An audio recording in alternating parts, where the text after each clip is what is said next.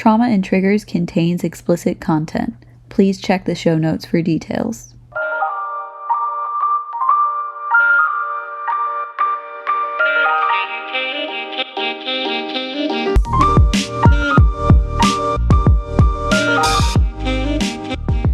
Hey, we're live. We're back. And we're better than ever. Sure. The hiatus was helpful, but we're still not doing amazing. Neither of us, both of us have a lot going on in our lives. There's a lot going on. This is Trauma and Triggers, by the way. I'm Audrey. And I'm Sabrina. And today we're answering a question no one's asked in this format. Weed good, weed bad. Who knows? Who knows? We'll maybe find out at the end. I feel Probably like not. Yeah, We definitely did not answer the question. Yeah, maybe as I talk about it, I'll come to an opinion. We won't. That's my opinion. You're probably right. It's weird to be back, but it's good. It is. Yeah. It's nice to be recording again. We've been doing a lot of work on social media. Yeah. Specifically Sabrina doing amazing, sweetie. Actually, Audrey did so well. I came with like a template for our posts and she was like, cool, I'm going to set up 17 posts right now. And she just like powered through it for 2 hours and I was like, go off, queen. Yeah, but you had the template ready. All I had to do was like copy and paste some like photos to make them look funny. Yeah. No, you did a really good job. I get a little giggle every time I make a post. They're cute. I like them. Yeah. Hopefully we can get into like reels and TikToks next. I'm feeling more confident about this and I'm feeling like we can do it. So yeah, check us out on Instagram. And we haven't been doing much on Reddit because we haven't been doing episodes. So what are we going to post about? Yeah, on Reddit. Much. But it's at Trauma and Triggers in case you haven't noticed for the last 17 episodes. In case you don't love us and you weren't paying attention. In case you decide to drop off at the end of our episode when we start talking about our social media, here you go, you fuckhead. Assholes can't even respect us enough to finish the episode. There's some great music at the end. Exactly. Yeah. Recently, I was re-listening to one of our episodes where we were like, let's call them the shit eaters. I do want to say that I feel like that was mostly a you thing. You brought it up. I brought it up, but you kept it going. Yeah. I wasn't really ever going to do it. I just thought it was a funny concept. Yeah. It doesn't work, but I want it to work because it makes me laugh so much. That's fair. I get that. But yeah, today is weed good or weed bad. I feel like I'm on the side of weed is misunderstood. I am too. I feel like there's a lot of both arguments and neither side is hearing the other. Yeah. Yeah. There's also a lot of, it's like one of those things where there's so much more tied to it than just it is what it is. Like people of different political leanings have so much emotional weight tied up in marijuana outside of just being a drug. Yeah. Yeah. So we're going to start with our weed journeys. Because everybody wants to know. Yeah. So I didn't start smoking or doing drugs. No. Just smoking. You've never done any other drugs but weed. But weed. And I didn't even drink really until I was 21, to be honest. I wish you would love me the way I am. I wish you would. So, I think the first time I smoked, I had to have been 19 because it was in Florida. And I didn't move down to Florida until I was like 18 going on 19. So, yeah, pretty old compared to everybody else who's Yeah, I'm just thinking about how I'm going to tell my story, and the differences here are going to be really wild. Yeah, you told me to go first, so I did. I mean, I'm almost embarrassed. I sound like such a goody two shoes telling this story, but it is what it is. You did smoke. At the very least, you smoked. Yeah. And it's probably better that you waited. So yeah. So I had this friend who she was really awesome, and she was my weed mommy. Love her. God bless. Please don't ever say mommy again. If you do, I don't know what I'll do. Weed Stop it. mama. So yeah, she spoke with me and it was pretty fine, but towards the end of, like, I was getting ready to move out of Florida and I was stressed out about it and really upset, and my dog had just died. I started having panic attacks and violently throwing up repeatedly every single time I smoked. So, and this was over the span of maybe like 4 to 6 months. So I smoked for a relatively brief time, and it very quickly was like, this is not isn't good for for me. me. Yeah.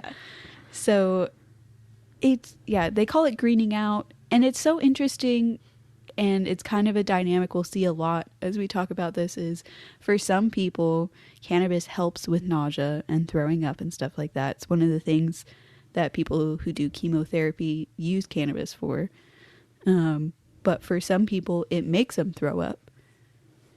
And I was one of those people. This is going to be a common theme. Things that cannabis is used to treat is also caused Yeah. by cannabis. It's so wacky. It's just going to be that over and over again. So recently, though, I feel like a lot of like my throwing up and my anxiety wasn't necessarily the cannabis. It was where I was at that time in life. I had some unhealthy eating disorder habits, so I was throwing up all the time anyway. We love that. And I also I've talked about before on the podcast, when I get anxious, my stomach hurts. So now I've been in therapy for 2 years, and recently I've started smoking every now and again. Got back into painting, and it's been good and fine. And I haven't had panic attacks and mental breakdowns, and I haven't thrown up 12 times in a row. That's good. So it is, I've never heard that story before. Most people are like, yeah, I just greened out a bunch and then it wasn't for me anymore. I haven't heard people who get back into it. And I don't know. I don't want to like get back into it and become a crazy stoner, but it is like a nice thing to have every now and again. That's fair. I have a lot of gaps in my smoking journey. Are you finished with yours? Yeah. All right, word. So I started smoking when I was 13. My first time, we made a little bowl out of an apple. Smoked out of an apple. It's a great time. Oh, can I say what I smoked out of the first time? Go for it. A homemade gravity bong. It was a Five Guys cup and a water bottle with a hole and a little socket wrench attachment and the top of it. I've done this before. They're called Jeebs. Jeebs, yeah, that's what she called them. And she would pull Jeebs while she was driving. That's a rough way to smoke. I will say, of all the different varieties I've seen and experienced, a Jeeb was one of the hardest ones for me to do. Yeah. Doing that while driving, wild. Absolutely wild. I love that bitch. Anyway. So yeah, I started smoking when I was 13. And like, I wasn't doing it very frequently throughout my 13 year of age.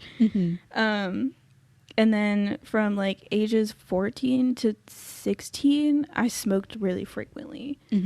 And then I didn't really have like anybody to get me weed anymore, so I stopped. Not once have I ever made a purchase for weed. Yeah. Through a single interaction. Oh yeah, me neither. I won't. Yeah. I quite simply won't. Not because I'm afraid. I just don't like awkward interactions. So I always have somebody else do it for me. But anyways, yeah, so I didn't really, I didn't have that option anymore. once I turned 16, and I also just had decided to quit all bad things. So I wasn't smoking or vaping or smoking weed or doing any other substances I was doing. Cut all of it out. So I stopped smoking for like 2 years, I think. I started again when I was like 18, every once in a while. Mm-hmm. And then 19, I met a bunch of work friends. And we would smoke every night. Like I would go and like have a little sesh with 2 or 3 people. Mm-hmm. Pretty much every night. And I tried to get into like Delta 8 gummies. And that was when I started having panic attacks. Yeah. Where I was just like, I would try it and then I would just be fucking gone. Mm-hmm. And not okay. So I kind of backed off of it a lot. And it was still just kind of on and off for like another year. But like around 20, I just completely stopped because I just wasn't having good experiences anymore. Mm-hmm. And now I think like whenever I smoke, it's not like a god awful experience. But I think my tolerance is so low that no matter how much I smoke, I always just feel overwhelmed. Mm-hmm. Especially where like a lot of my friends are smokers. So it's like they're all smoking a lot. And I'm like, I feel like I need to match someone's, like a little bit. Like, you know, at least do 2 puffs instead of 1. But 2 puffs, I shit you not, has me zooted. I can't do it. I feel sick. Yeah. So that's really I think that's the big thing about like why I feel so much anxiety now is just where I like cannot handle much. Mm-hmm. So yeah, that's my little journey. Cute Little journey. It's very cute. Another phase of my journey is I worked for a cannabis company that shall remain unnamed because they have so much money. If they ever found this, they'd be so mad at me. I would get sued.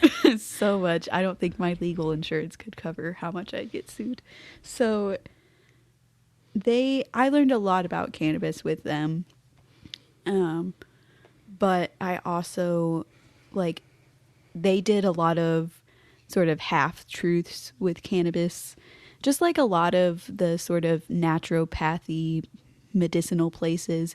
They give you a lot of half truths, like, you know, vitamin A is good for you, but if you have a synthetic pill form of vitamin A, it's not as good as just eating some kale. Do you know what I'm saying? So one of the big things that they talked about a lot, almost preached about, was the endocannabinoid system.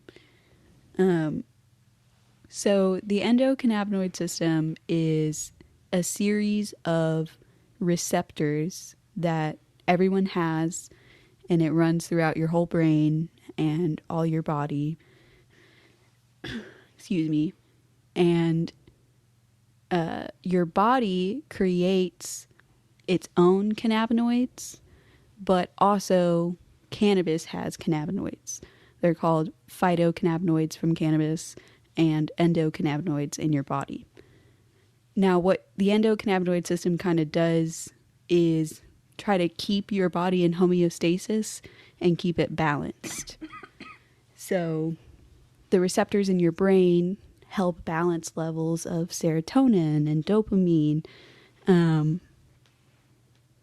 And in your pancreas, it helps balances levels of insulin and stuff like that. So what a lot of these medicinal cannabis places will tell you is, oh, you have an endocannabinoid system, so you're meant to consume cannabis. But what they don't tell you is if you use cannabis long-term, frequently, your body stops making its own cannabinoids. Because it's like a cup, you know, and if your body wants to fill the cup with water, it'll fill it up. But if the cup's already full, that's none of your body's business. Exactly. So they don't tell people that.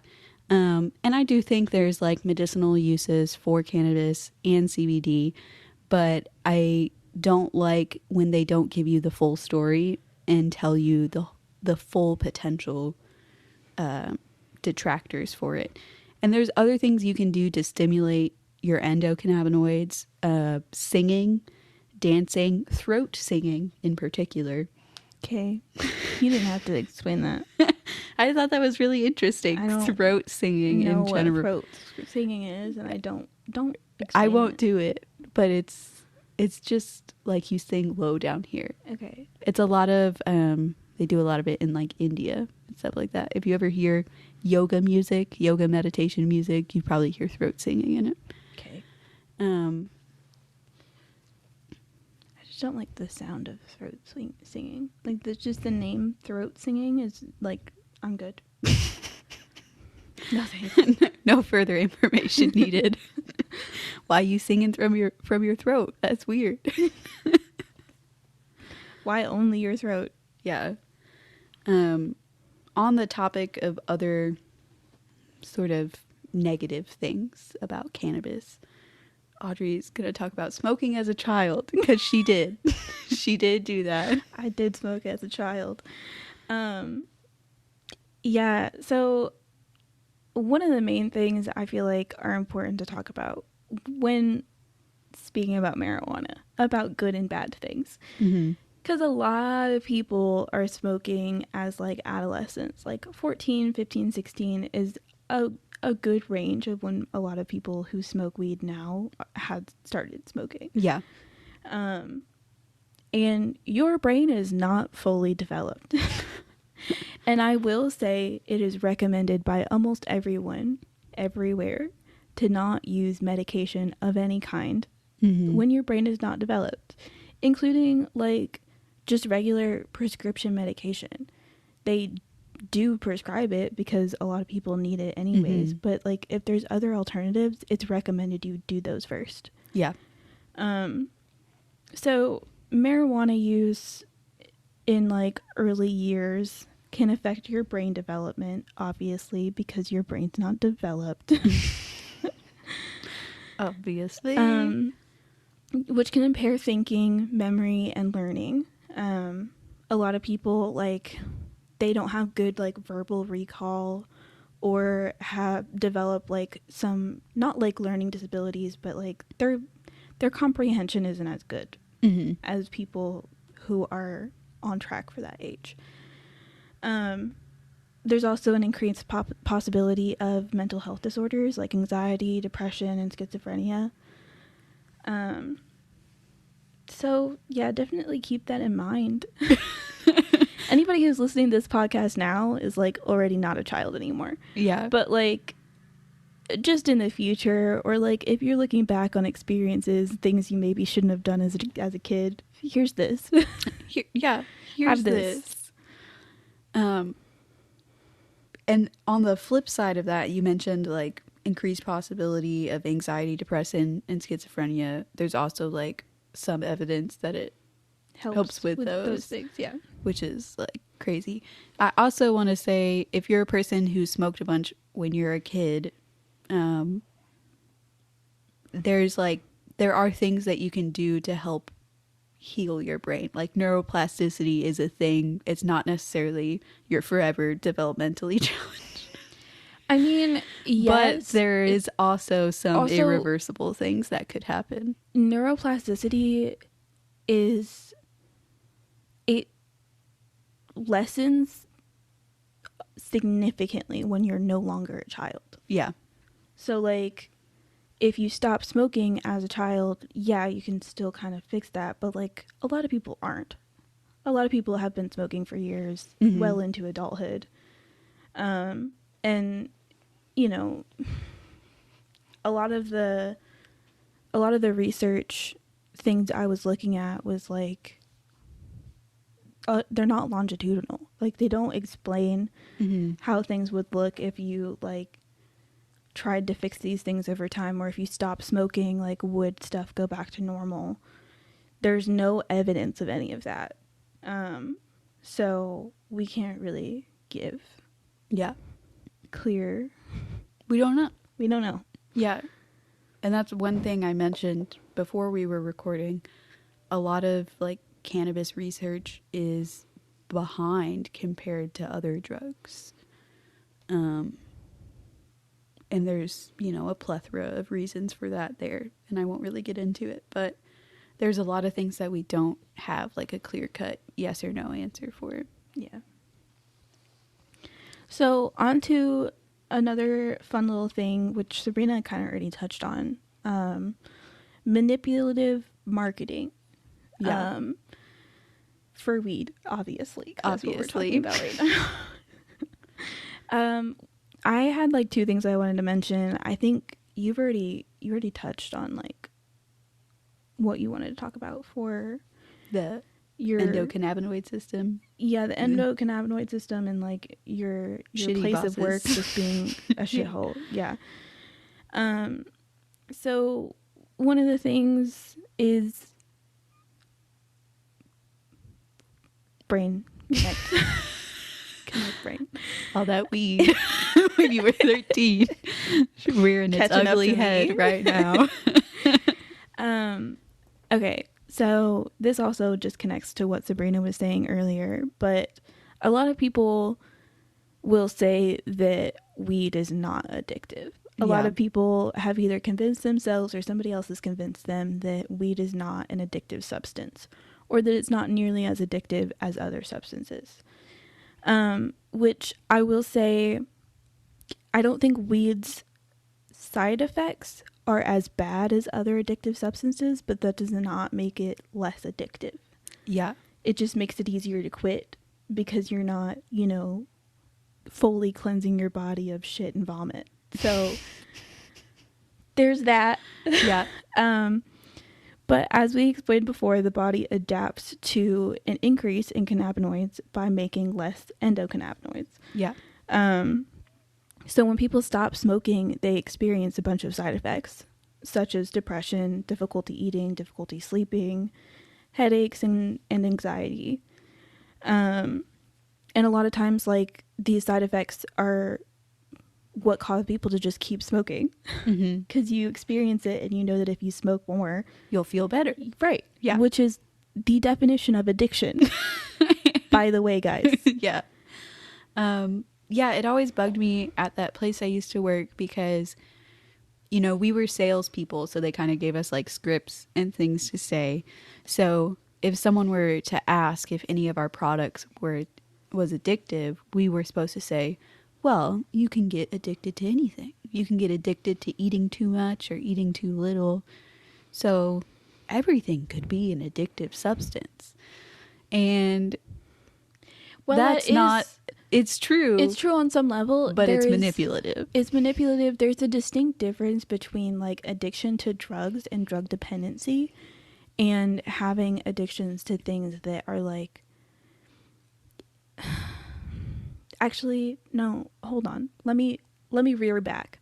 All of this is related to like neurotransmitters and the amount of like certain endocrine systems being released, like serotonin, dopamine.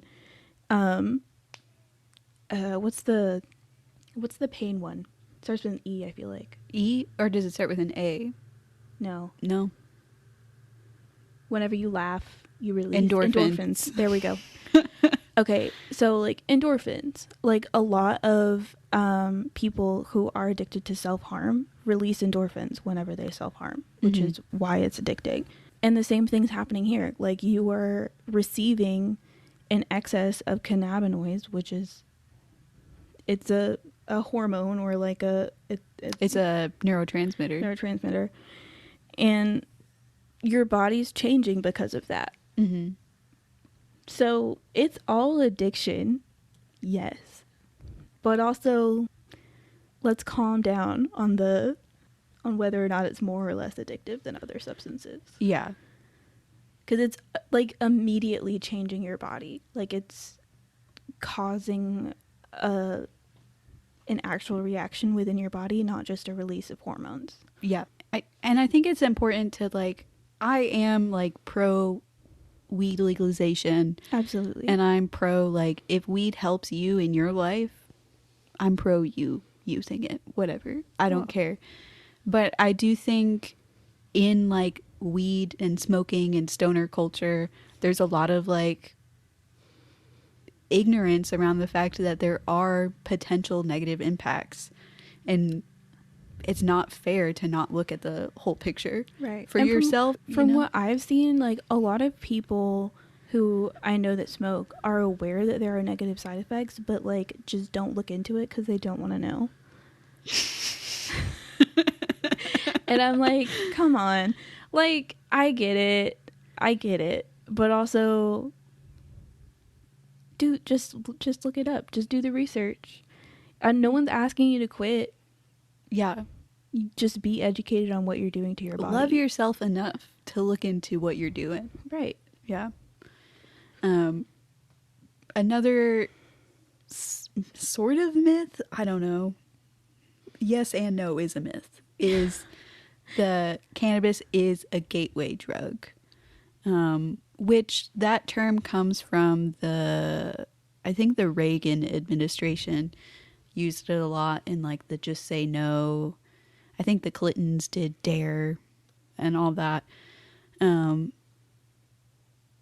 know, one of the reasons they pushed for cannabis being criminalized more was because it was a gateway drug. But it's kind of like, what came first? Yeah. The emotional need for a substance to help with what you're feeling, or did you smoke marijuana and you're like, I guess I'll do crack next? You know what I'm saying? Yeah. So I think that's a very like closed-minded way to view drug use and substance abuse disorder. There's also a lot of people out there who just smoke weed, or like have smoked weed and tried like one or two other things and then don't really do them anymore. Yeah. Or like did them once and never did them again. A lot of people who are smoking are just smoking. Yeah, and it's very like, I do think that people are very like anti-recreational drugs, but I don't necessarily like, there's a way to have a healthy relationship with drugs. I'm not saying like with meth, anything like that. I feel like that's a hard one. Nobody's suggesting everybody try crack, okay? I did see this video of this guy being like, I've started using meth and I'm gonna get addicted to meth just to show all these meth addicts that they can just get off meth. What a fucking dumbass. And he's just like clearly out of his mind on meth. Yeah. It was a Joe Rogan podcast clip. Of course. Of course it was. Joe Rogan is obsessed with DMT, by the way. But anyway, yeah, I do feel like people have this very negative association with all drugs of any kind, and all drug use recreationally is always bad and is a sign that you're not a good member of society. But it's like, no. It's kind of ridiculous. It's kind of a lot. Like, we're all just humans wanting to have different experiences. Do some shrooms, whatever. I don't care. It's fine. Like, I mean, at the end of the day, like, any results that happen to you are happening to you. Mm-hmm. Like, if somebody is doing drugs recreationally, the responses that they have to that are their own problem. Like, yeah, if you do drugs, if you take some meth, do I think your likelihood of robbing a store goes up? I sure do. You're still responsible for robbing that store. I don't feel like drug charges should be added to the list because that's not affecting anyone else. You robbing a store definitely did. Yeah. Does that make sense? Yeah. Like, I get it. I get where they're coming from. But if you guys just, like, put more effort into trying to help people overcome addiction instead of just shoving them in a, prison system. Yeah. Why not do that? I don't know. I forget. I think it's Argentina completely legalized, like, all drugs and put a lot of money into, it might not be Argentina. Don't listen to me on which country it is, but there is a country where they legalized literally all drugs, and their government put a lot of money in like mental health facilities and addictions facilities, and it just like greatly improved the culture. I bet it did. I think Oregon has legalized most drugs except for like meth and something else. Yeah. And I don't think they're doing great right now, Oregon, but that's besides the point. We're gonna forget about them for the moment. I just like, I don't think that the legalization or allowing, like, providing resources for people to be safe and ethical within their drug use is encouragement to do so. And I think that's what a lot of people assume it is. Yeah. Is like, if you legalize it or if you provide people with like safe needles, then suddenly you're like encouraging them to be addicts, and that's not what anybody's doing. Yeah. There's that reminds me of like people say you're never supposed to give homeless people cash. Yeah. Because they're going to go and buy drugs. Yeah. And I saw this formerly homeless person talking about on some podcast about how when he was homeless, he didn't feel like it was fair because you can go walk into a Walgreens and get over-the-counter medication to deal with your pain. You can go buy alcohol. You can go get fucked up at a bar. But he's demonized for doing what he needs to do to get through a terrible situation. Right. And it's like, if you think about, if you were homeless, sit here and tell me you wouldn't want to get high out of your goddamn mind. I would love some heroin, sir. Please. Please. Give it to me now. And the reality is that the solution to this problem is to help support people who don't have support. Right. And nobody wants to do that. They just want to criminalize everyone. Yeah. It's easier to just say, you're bad, you're wrong, spend 25 years in prison. Yeah. I mean, obviously it's causing a lot of problems now, but that does feel like an easier solution, putting the blame on the individual instead of trying to help the individual. Well, if that isn't the system of America, I don't know what is. God bless America. Well, now that we've ranted, we got to move on. We should do a little bingos of like common phrases we say. We got to move on. Definitely one of them. Okay. Okay. So what if we made it a drinking game? That would be so fun. Or that would be great. If we could smoke a bunch Anybody of smoking who's listening out there who's looking for a drinking game, we're gonna make one for you. We're gonna do this for you. We're gonna post an episode and let y'all know. Take a shot every time Sabrina goes on an anarchist rant. That's so fun. We are not patriots here. So, completely changing track. How does cannabis affect pain, and what are some medical uses? I would like to confess that I had a hard time focusing on research for today. Yeah, I was just kind of like, Audrey was just typing away and I was like, are you done? Like, a lot of my stuff is like really, it's baseline stuff. It's not, I'm not going into the science of anything. I don't have the energy for that. Yeah. And luckily I already knew about the endocannabinoid system. But so when it comes to like medical treatment, there's like it seems like a lot of the articles, studies, and research will like admit that there's pain relief and benefits to patients, but they're always like, more research needs to be done. And it's like, when are we going to get to the point where there's enough research done? It's like that for everything though. Like it takes because anything that's done research wise needs to be repeated a lot of times for it to be considered valid research. Right. So like I'm not surprised by that, especially considering like they haven't been doing research for so long. So a lot of the research that needs to happen is longitudinal studies, which takes a lot of fucking time to do. Yeah. So it's just kind of like we can just go ahead with it at this point now, or like think of ways to help, you know, provide treatment for people in the safest way possible while we're waiting for that research to happen. Right.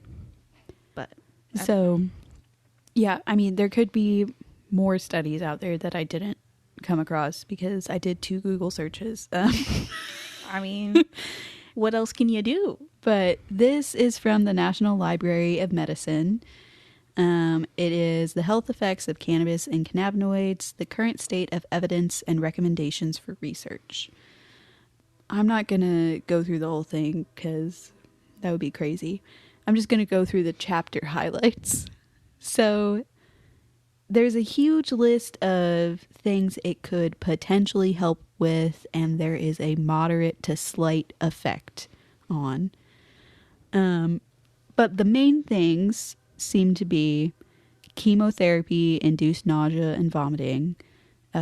Cannabis is effective in treating. Chronic pain. Patients who treat themselves with cannabis or cannabinoids are more likely to experience a significant reduction in pain symptoms. In adults with multiple sclerosis, MS, there's less spasms and more like my aunt has MS, and one of the things is she has like nerve pain, tingling, numbness. So cannabis is effective for that. But it says for all of these conditions, the effects are modest. And for the other conditions listed, there is inadequate information to assess effects. Yeah. I did also see a lot of people with like Parkinson's use it. It's not listed in this study, but there's this really compelling video of this woman who has Parkinson's, and, you know, she's struggling with Parkinson's, shaking like crazy. And she said she's been struggling with Parkinson's for 35 years. She's in constant pain. She's miserable. And she took an edible, and she said, and I'll be back in 45 minutes. And she's back, and she's shaking slightly, but not as much as she was before. So it's hard to ignore something like that. Yeah. Like, if someone is getting relief and nothing else is bringing them relief, and they've been trying for years and years and years, then I'm sorry. That's enough I'm going to let them evidence. use it. That's enough evidence. Exactly. And I think a lot of doctors have that approach. Yeah. Yeah, I definitely think there is medical uses for it. And at the end of the day, it does give people relief, which is awesome. And there's not a lot of negative side effects. Right. Especially if you're like a person who, like what we were talking about before, where it's like if you go off of it, your body's no longer trying to like make those cannabinoids. Mm-hmm. If you just keep using it, Yeah. on some level, Yeah. you're still getting all the things that you need to. They're just, what's the word I'm looking for? They're just not, you're not making them, you're getting them somewhere Yeah. else. Yeah. Yeah. If you can't And if that's make what you enough need to do, endocannabinoids, if that's absolutely what you need to do to help you live a life with less pain, I support it all the way. Like, there's absolutely Absolutely. no problem with that. Yeah. And it's often like with someone who has cancer and who is likely to die in a year. It doesn't, like, the side effects don't matter here. Yeah. Let them, The longitudinal study is not important. right. Let We're them just- have their, Immediate relief. yeah, so that their last year of life can be a good year, Yeah. you know? So I think there's definitely medical uses, and there's enough evidence, and there's enough of like, okay, well, just try it and see how it works. If it doesn't work for you, okay, Honestly. it is what it is. Yeah. Well, I'm going to talk a little bit about the mental health, but to be honest, a lot of the stuff that applies to the pain portion of this also applies to the mental health portion of this. So THC does appear to decrease anxiety at lower doses, but it also increases anxiety at higher doses. CBD appears to decrease anxiety at all doses that have been tested. So, you know, there's proven effectiveness to use THC or CBD to help reduce anxiety. Sure. THC and CBD are not a universal treatment for everyone. Mm-hmm. In any case, whether it's mental health, pain, whatever, people are going to respond differently to whatever strain is being used, to, like, it's just always going to be different. It's not universal. Which, like, we had kind of talked about before the podcast started, Mm-hmm. which I think you know more about than I do. I did not look it up. But, like, you just can't assume that because it works for one person, it's going to work for everybody. Like, Yeah. a person with me where I smoke a little bit and I'm immediately, like, feeling overwhelmed by how much I'm, like, how high I am. It's not good. Yeah. It's not a good treatment. I already have anxiety. I don't need to increase it because I smoked one puff. Mm-hmm. That's enough. We're good. One thing I don't think I mentioned, but maybe I did, I don't know. The effect can also vary throughout a person's lifetime and different usages at different times, especially with THC. Your headspace affects how well something works. Nala has joined the chat. What's up, Nala? She's mad. She gets upset when I hold her and she doesn't want to be held. Which is a fair response to have. Yeah. It's acceptable. Cats are consent animals. They are, and I love them for it. But even like any medicine, even one that's not psychoactive, your belief that it's gonna work statistically will make it work better. Like placebo is a real thing, and if you believe something's gonna work, it's gonna work. Dude, don't even get me started on placebos. I think that shit is amazing. The fact that your body can just heal itself if you truly believe hard enough that's magic right there. It really is fucking magic. I want to watch this video series with you sometime. This like science YouTuber Vsauce did this video on 3 kids who had different like behavior issues. Like one of them would, you know, start breaking shit and throwing it around. Mm-hmm. The other one did a lot of skin picking, and I think the other one did hair pulling, something like that. They basically placeboed the fuck out of these kids. They were like, okay, we're gonna set you in this little machine, and the machine just helps your mind heal you. And like they did this over like a year, and I think he checked up on them like a year after that too to see if the effects stayed, and it worked. I love that so much. It's crazy. The placebo effect is amazing, and it's the only reason why I would ever believe that magic is real. Yeah. I definitely like wish I could placebo myself more, and I do feel like sometimes I do. But it's so interesting how we can just Heal ourselves. girl boss manifest our way into our body being better. It's crazy. The way dog. that people for years have been like, if you smile hard enough, you'll feel happy. And honestly, they're not wrong. And I hate them for that. I really do. That's some bullshit. Anywho, what were we on? Racism and culture. Let's pivot over this way. It's hard to ignore. Well, I guess it's easy if you placebo yourself. If you try hard enough, you can do it. But there's clearly a lot of like links to drug criminalization in America being rooted in racism. It just is what it is. Racism or xenophobia.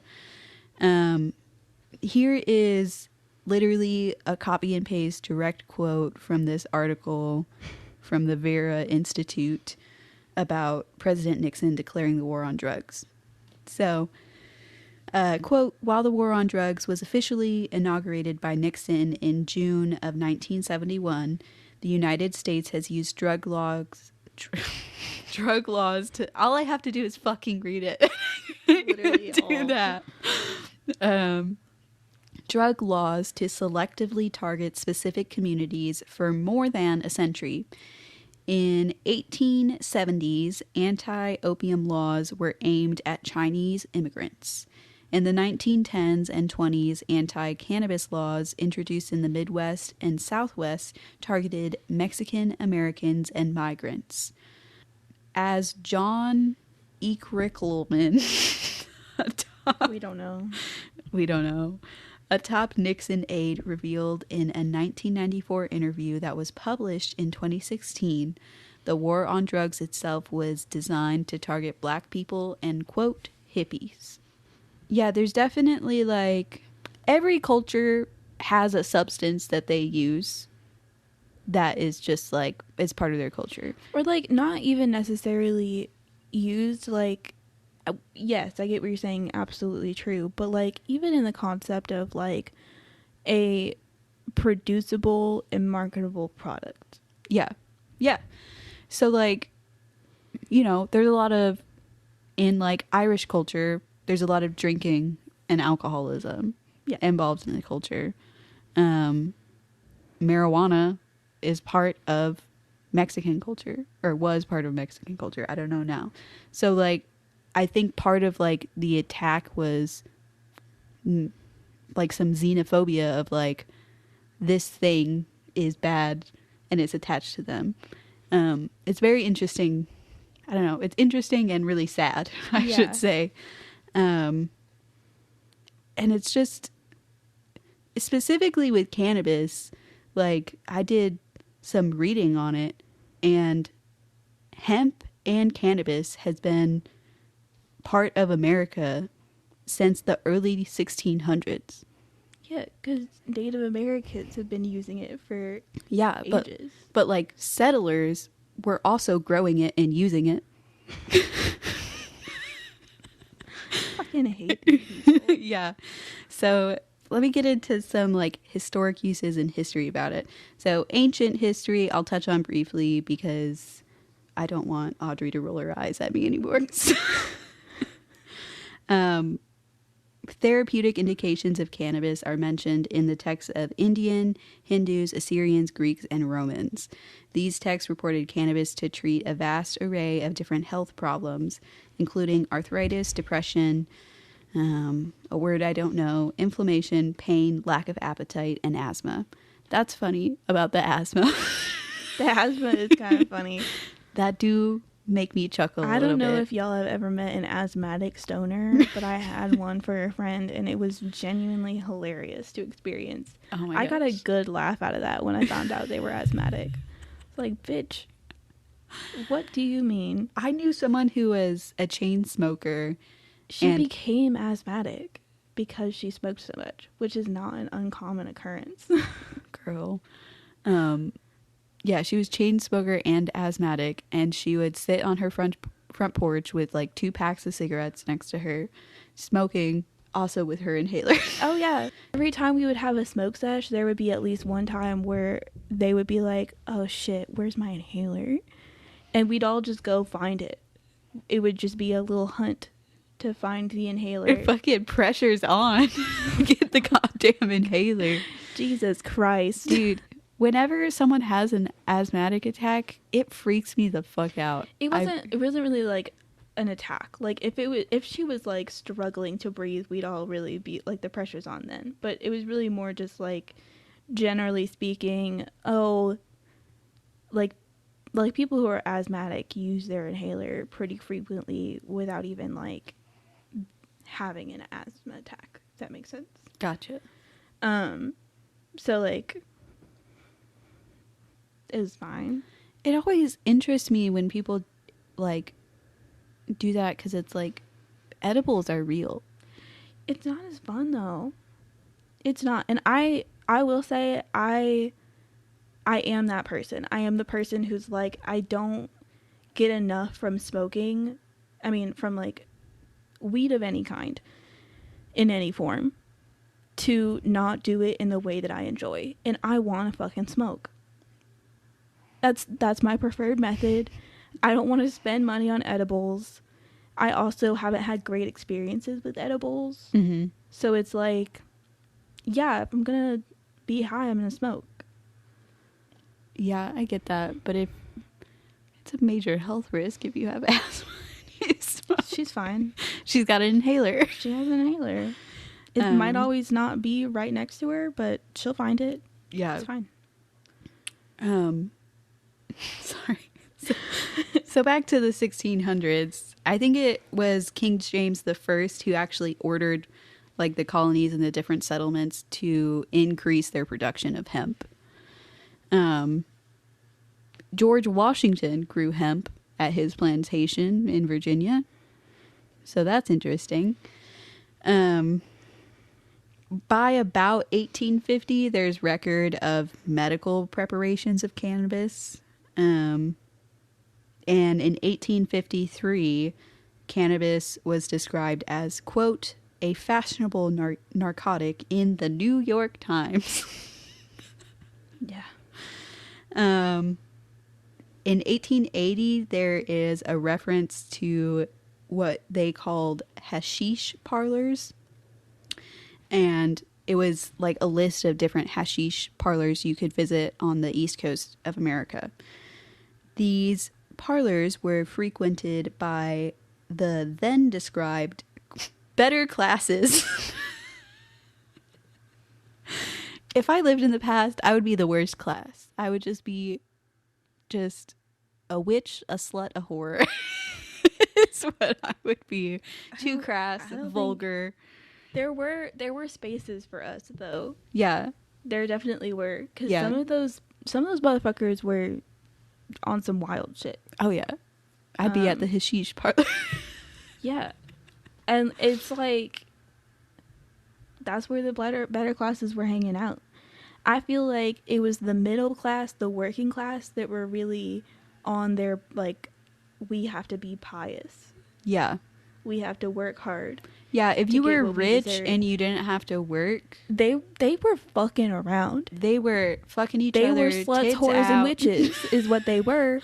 They were doing Ouija board sessions, And just convincing Yeah. the lower classes that they had to, like, rubbing cocaine on their gums. not that. I know we're on two different theories of thought. They literally did though. They had little fancy believe bowls you. that said cocaine. I bet there was cocaine in Coke products for a long time. Yeah. I'm not surprised by that. But I just, like, it's so wild to think about how long this whole idea of, like, you have to, like, the upper class people just get to do whatever the fuck they want, and then they convince everybody who's lower that they just have to work harder. Yeah. Man, You're wrong. You're wrong for y'all that. don't fucking stop that shit. And then the like frequency of, like, people who like spices and, like, things like that being used in upper classes, and then once it became affordable to, like, lower classes, it was suddenly a poor thing. Yeah. Yeah. I hate that shit. No, definitely. And it's like, why? Because it's affordable and, like, yeah, like, people shit on a lot of things that are cheap and good. Yeah. Just because they're cheap. And people like a lot of things just because they're expensive. Like caviar, I'm okay. I'm all right without caviar. Not that good. I'm all right with fucking basically saltwater boba is what they are. Saltwater boba. That shit. Yeah. You're not wrong. I'd rather have real boba, and I don't even like boba that much. Like boba. But it is interesting to think, like, you know, people talk about how everybody was so much better in the past, blah, blah, blah. And it's like, They've been Mama, doing the same shit for years. they were out smoking hashish and opium. Yeah. They were out at their little sex parties. Mm-hmm. They were humans gonna human. Dude, watching, what was it? Like, The Great, which is like, it's a Netflix. Oh, about Not- Catherine the Great? Yeah, it's Hulu. And that shit, like, it's a great show, and it very clearly states that not everything is true, but like on some level, it is. They were just all fucking. They were all doing drugs. The whole castle, Yeah. fucking all of them. I forget which. It's the whatever king made the Versailles Palace in France. Everybody, like, war was brewing, right, all around him, and everybody was trying to get his throne. So instead of like being strategic and political, he was like, I'm just gonna build really awesome things and throw amazing parties and keep sex workers around to suck dick and gigolos around to fuck these bitches. And none of these nobles will want to fight me because they'll just be having such a good time. And it worked. Yeah, And he did that. yeah. I'm not surprised. I just think it's so interesting. Like, you know, people talk about the conservative values of the past are all gone. And it's like, Mama, they were never fully there.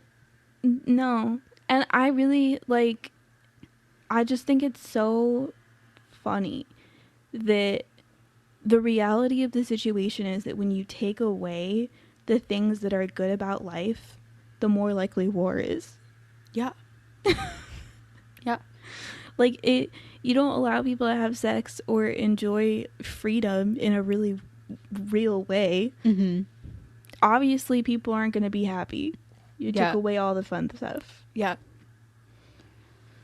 I wish people would do that now. Just throw in an awesome party and invite everybody in the world to. Be like, you know what, you're right. Could you imagine, like, somebody's just like, hey, we're going to invite all of the international ambassadors. We're going to throw a Everyone fucking on the rager. UN panel. We're going to throw a rager. Dude, there would be so many fucking clips of Putin just like dancing. At some point, it's going to be like, we've all fucked each other here, so we can't, like, be mad. Exactly. We can't be mad. Make love, not war. At some point, it would just be considered domestic violence.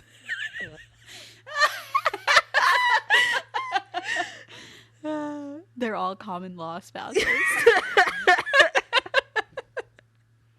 Fucking and sucking, snorting cocaine.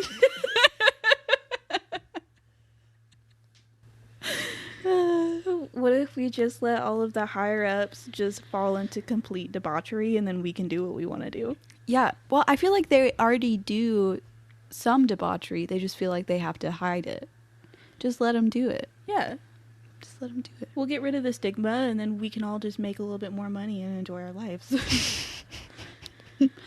What's wrong? That's our utopia. You never finished. Anyway. Where was I? Fashionable or hashish. Okay.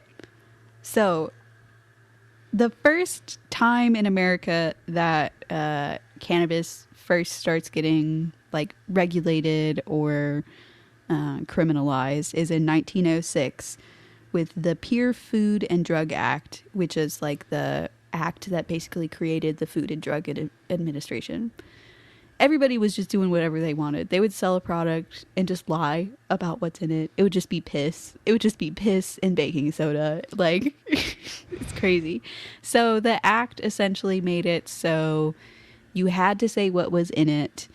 And if you were selling it as a medicine and it hadn't been evaluated by a registered doctor, which that was a joke in the early 1900s anyway, don't get me started, then it had to be labeled as a poison. Even though it might not necessarily be a poison. So, not a terrible act, necessarily. Yeah, A no, little I regulation definitely is support fine. the FDA. I do appreciate that people aren't just allowed to piss in my food anymore. That's great. That's great news. Thanks, guys. Yeah, they would just bottle up horse dung and be like, here, just rub this on your rash. See what happens. I remember reading about this because part of the reason why it was passed, this is a distant memory, so I don't know how wrong this is. It's probably misinformation. Let's find out But together. there also weren't a lot of like work safety like regulations and stuff like that. So at these like companies where they were creating like food and like doing processing for meats and stuff like that, people's arms would get like cut off into the food. Yeah. Yummy. And nobody was required to like dump it out or like say like what was going on. So yeah, that was also I'm pretty sure part of the reason why the FDA was created. And like this was in the UK, so I think it was called something different. But there was this group of like 7 guys that these 2 doctors were like, we're just gonna feed you stuff and lie about what's in the ingredients and see what happens to you. And we'll just watch you for a week. So they were putting like literal bleach and borax in like their bread and stuff, because people who made bread at the time would literally bleach their bread to make it whiter. Okay. And they were like, you know, taking notes on these guys' health, and they were like, this guy's hair is falling out and he's shitting blood. Maybe we gotta do something about it. I wonder. What if we didn't feed people poison? So, anyway, the past is so funny. So the Pure Food and Drug Act was updated in 1938 and described marijuana as a dangerous drug. Giving it that title also meant like you like had to be registered in order to sell and buy it. If you were caught with it illegally, you would be fined and thrown in jail. In some states, just possession of it in general was illegal, kind of similar to now. Like different states had different laws. Going back to 1914 for some reason, instead of saying things in order, the first cannabis raids was in a Mexican-American town in Los Angeles. So immediately we can see what our real goal was with making cannabis the way it was. I don't feel like talking about the Trafficking Convention or the Marijuana Tax Act. But the Controlled Substance Act made cannabis a Schedule 1 drug. Now, to be a Schedule 1 drug, you have to A, have a high risk for abuse, B, high health risk, and C, no accepted medical use. All of that's wrong now. Yeah, and it's still considered a Schedule 1 drug. Yeah. I think Biden did something where it's like federally decriminalized. I don't know. He talked about doing it. Maybe it happened. Maybe it didn't. We don't pay attention to the news. I didn't write down what year it was. I think it was like 63.